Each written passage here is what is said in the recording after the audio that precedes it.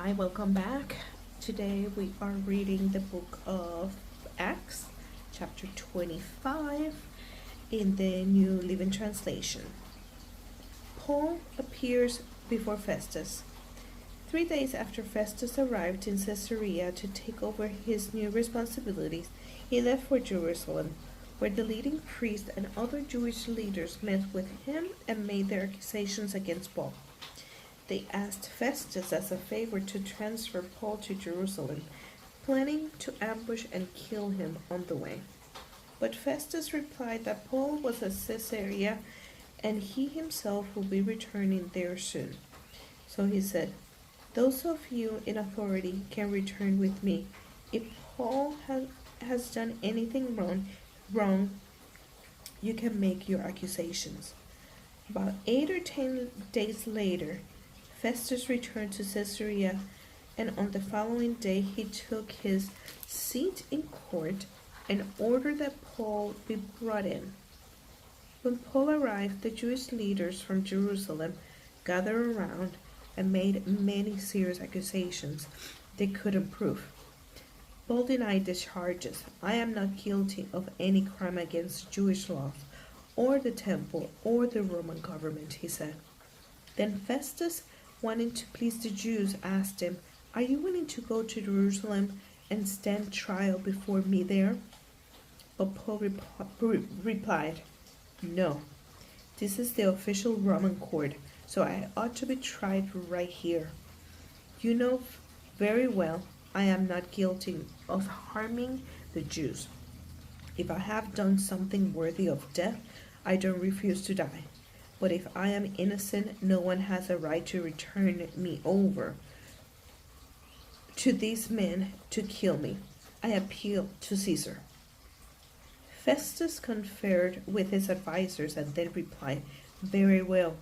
You have appealed to Caesar, and to Caesar you will go." A few days later, King Agrippa arrived with his sister Bernice to pay their respects to Festus. During this stay of several days, Festus discussed Paul's case with the king. "There is a prisoner here," he told him, "whose case was left for me by Felix.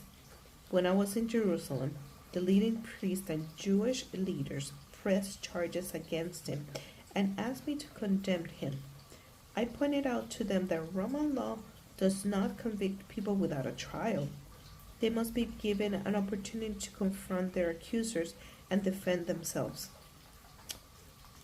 When his accusers came here for the trial, I didn't delay.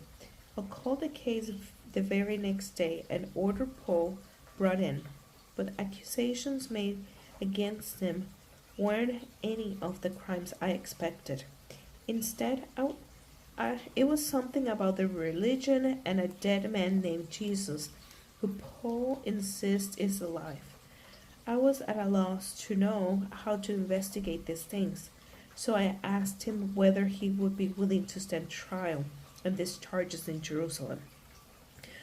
But Paul appealed to have his case decided by the emperor, so I ordered that he held in custody until I could arrange to send him to Caesar. "I like to hear the man myself," Agrippa said. And Festus replied, "You will tomorrow." Paul speaks to Agrippa. So the next day, Agrippa and Bernice arrived at their auditorium with great pomp, accompanied by military officers and prominent men of the city. Festus ordered that Paul be brought in. Then Festus said, "King Agrippa and all who are here, this is the man whose death is demanded by all the Jews, both here in Jerusalem. But in my opinion, he was done nothing deserving death. However, since he appealed his case to the emperor, I have decided to send him to Rome. But what I shall write the emperor, for there is no clear charge against him.